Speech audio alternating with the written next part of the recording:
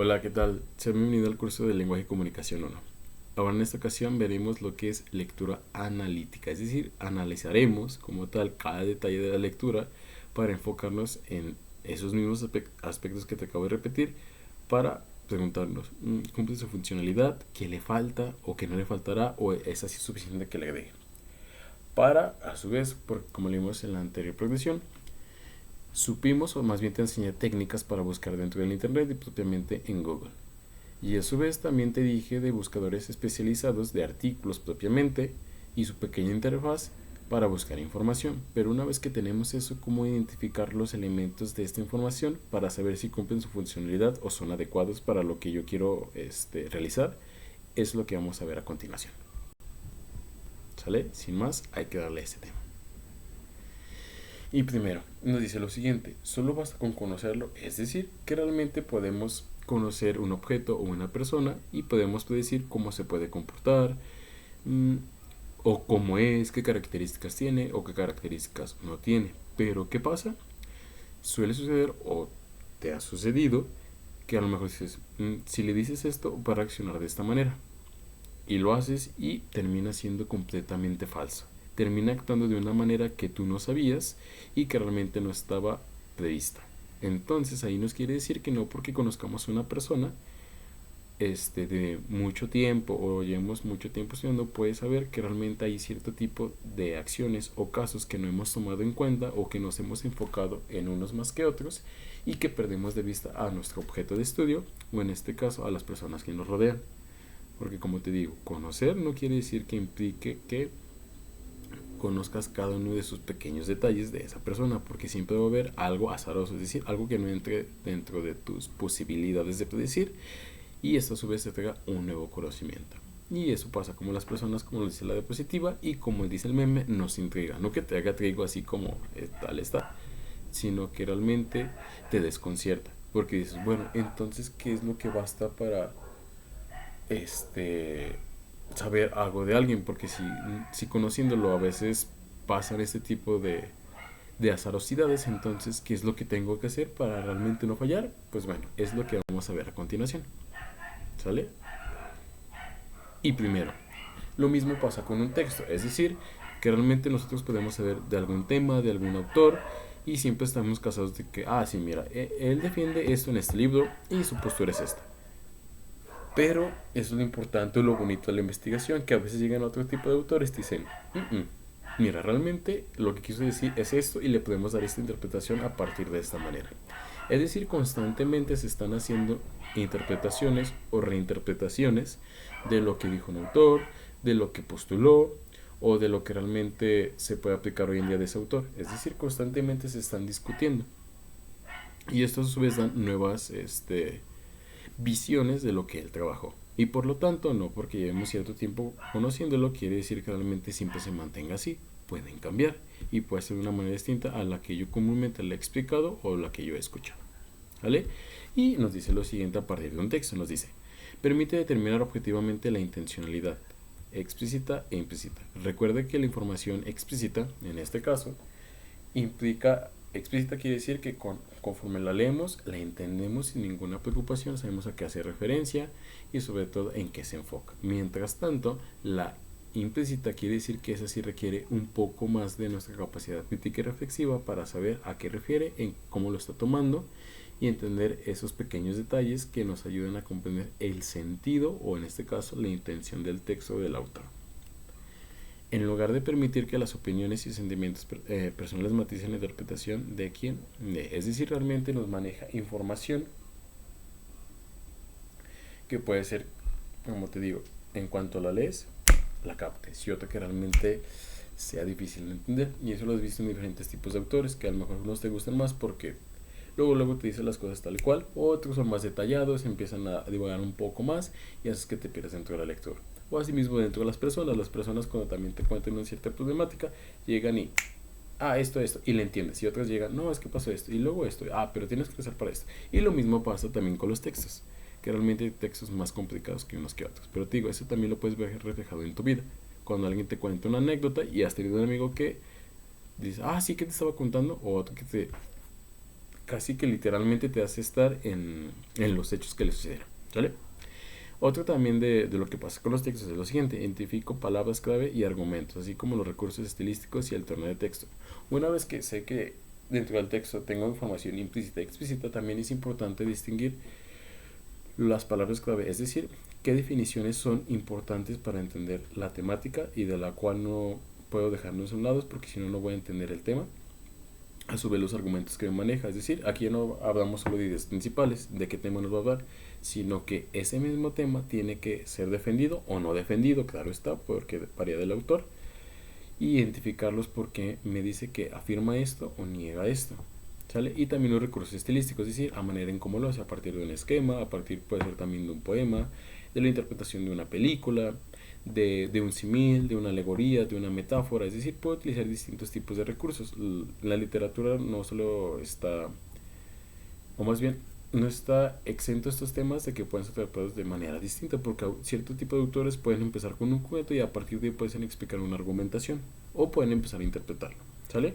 Entonces que no te quede como, pues que solo la literatura lo utiliza, no, también los autores, en este caso de textos argumentativos y sobre todo cuando estamos analizando, pueden aparecer este tipo de recursos lingüísticos, ¿sale? O estilísticos, también se le llama estilísticos porque realmente manejan una estética o una belleza del texto para que, como te le digo, en cuanto lo lean, alguien o algo que esté interesado, capte su información. También es el tono de texto, es decir, cómo es que se lee este tipo de texto, ¿sale? Es decir, una vez que tiene cierto tipo de recursos estilísticos que suenan bellos, por lo tanto, una vez que lo podamos hablar o suene hablado, también capte la atención de las personas por el modo en cómo se dicen las palabras, por el modo en cómo se dicen esta conjunción, ¿vale?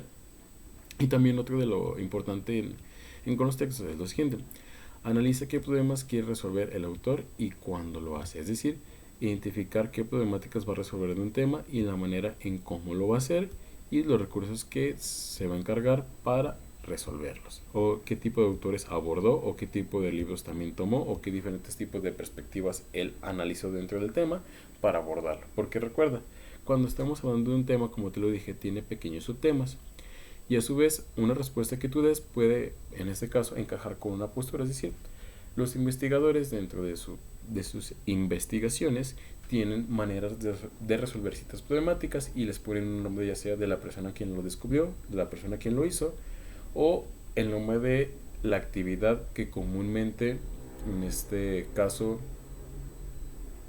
desempeña la parte primordial o la parte fundamental para que se lleve a cabo esa solución. O por decir un ejemplo, digamos, ¿de dónde proviene el mundo? Ahí puede haber dos posturas en este caso.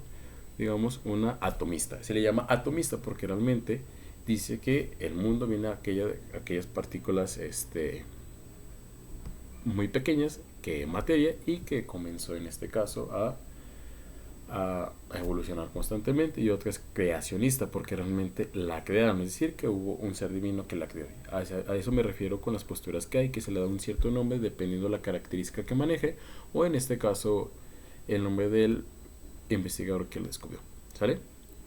Y aquí te puse también dos memes, en este caso uno que dice de Gandhi, que dice: leer evita que tus hijos peleen por equipos de fútbol. Es enfocado a que realmente despierta una capacidad crítica respecto a los textos y sobre todo identifica esas características que te acabo de decir, el analizarla cada uno de esos pequeños detalles para poder entender el texto y sobre todo enfocarnos en aspectos muy importantes e indispensables para abordarlo. Y a su vez también vamos a leer, como te lo digo, también esto requiere mucho de la lectura y sobre todo que pues le encuentres el gusto, porque de lo contrario pues sí es muy difícil que nos podamos adentrar a este mundo. Digo, porque pues todos sabemos leer, pero que realmente hemos desarrollado, como lo vimos en anteriores producciones, nuestra capacidad como tal funcional de leer es algo complicado. Se ve, como te digo, fácil, pero en realidad no, porque constantemente nos vamos haciendo conformistas con la información que leemos sin realmente buscarla ni mucho menos analizarla. ¿Por qué? Porque requiere mucho esfuerzo y es algo no tan fácil de hacer. Y cómo leer de manera analítica, reconocimiento de la estructura. Es decir, que tenemos que reconocer cómo se estructura un texto.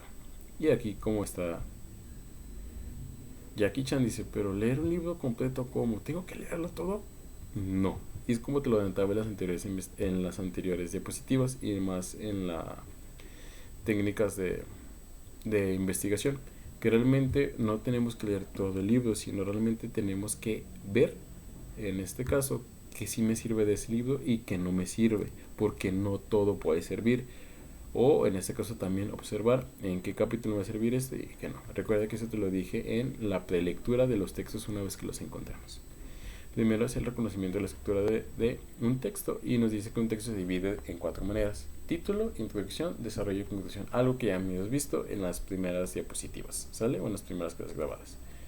Realmente se divide un título que siempre va en la parte superior. A su vez, después la introducción a partir de un concepto, que es la primero y segundo dos renglones.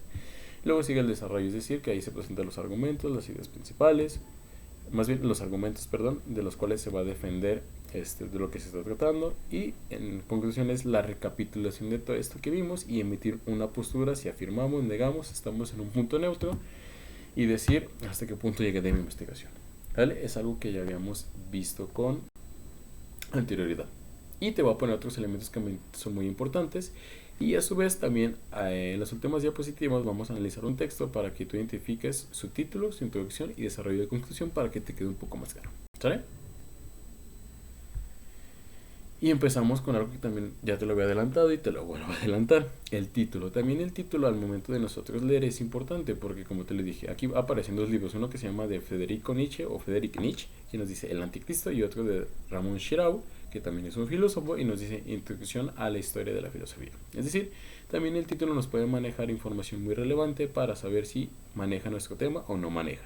Pero obvio está que hay títulos que realmente nos dicen algo de qué puede tratar el anticristo, pero el anticristo cómo, o en qué, o para qué. Entonces es algo difícil de saber hasta que realmente vemos, lo leemos o nos enfoquemos en el índice, que ahorita te lo voy a explicar para qué sirve. ¿Sale? En comparación de introducción a la historia de la filosofía, nos va a explicar la historia de la filosofía a lo largo del tiempo. Y en este caso también nos tenemos que enfocar, bueno, pero ¿desde dónde va a comenzar? ¿Desde Egipto? ¿Desde los antiguos griegos? ¿Desde la Edad Media? ¿O desde qué punto? ¿Ok? Queda algo también inconcluso este título, pero en comparación del primero, pues es más detallado. Y eso también nos ayuda mucho a saber de qué puede tratar en este caso, el texto. Y a su vez, nos puede dar pistas importantes para tomarlo o no tomarlo. Pero si ves que realmente con el título no te queda muy convencido, es importante irse al índice. Por lo regular el índice está como en la segunda o tercera página del inicio del libro, o está en la parte de atrás. ¿Sale?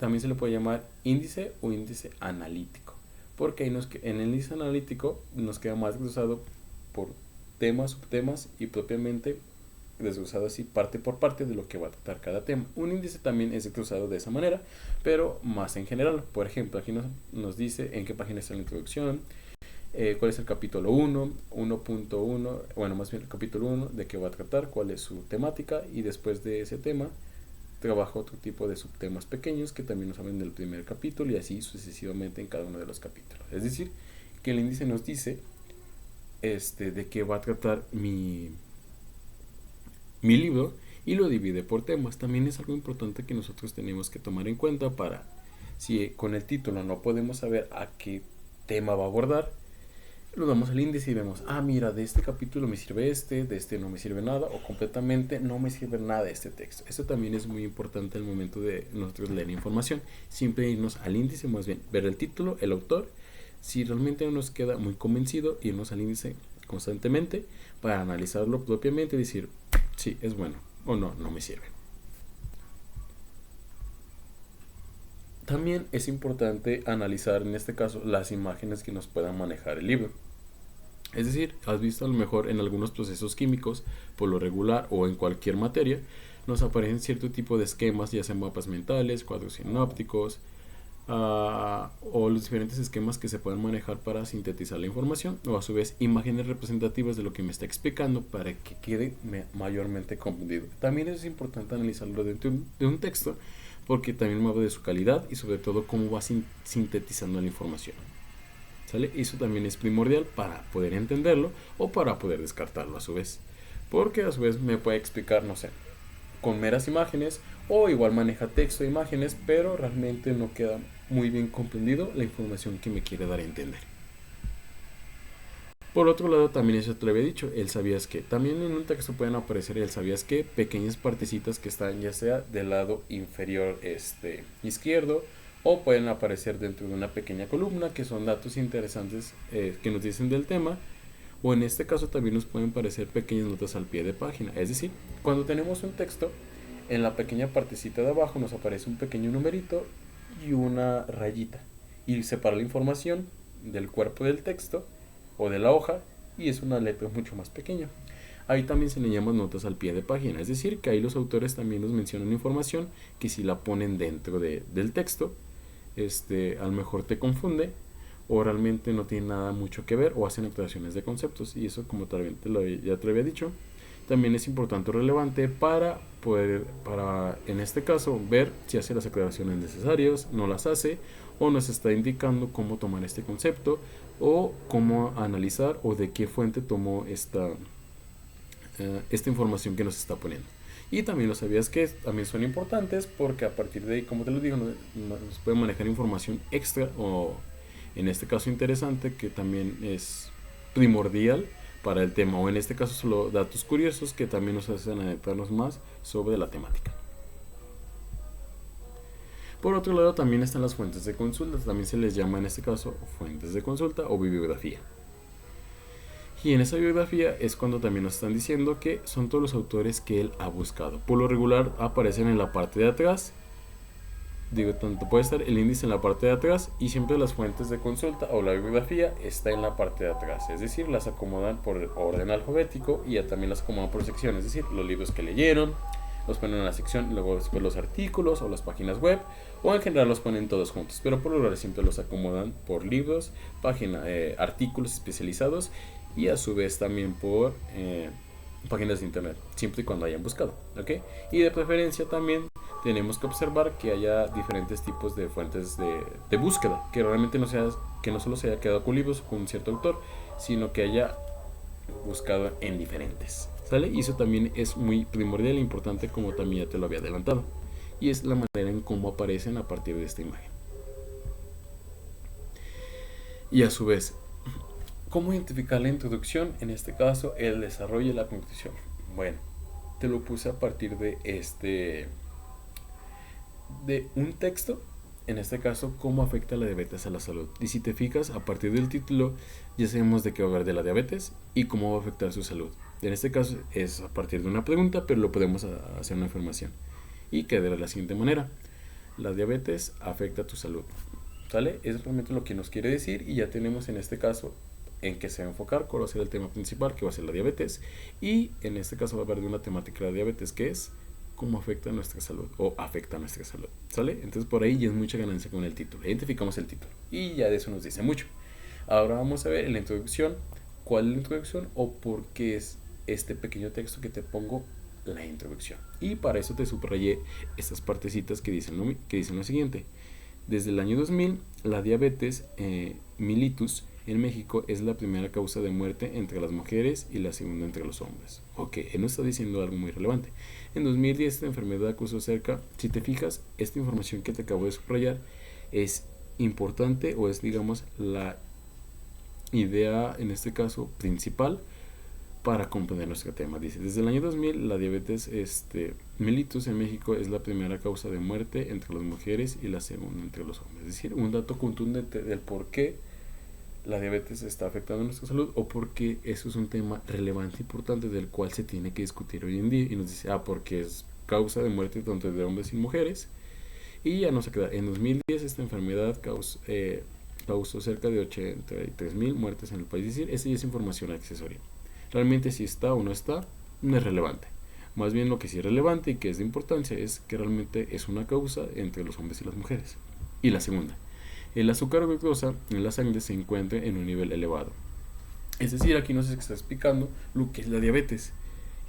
Y a su vez también nos dice, el cuerpo no produce o utiliza adecuadamente la insulina. Y a su vez, qué es la diabetes y en qué nos afecta. Y si te fijas, ya todo lo demás, una hormona que ayuda a que las células transformen la glucosa. Y nos empieza a explicar lo que es la insulina y todo ese tipo de de conceptos, pero por sí solo estos dos enunciados, este y el de arriba, nos están dando una pequeña, más bien nos dan una introducción de lo que es el tema y por qué es relevante y por qué está afectando la salud de los mexicanos.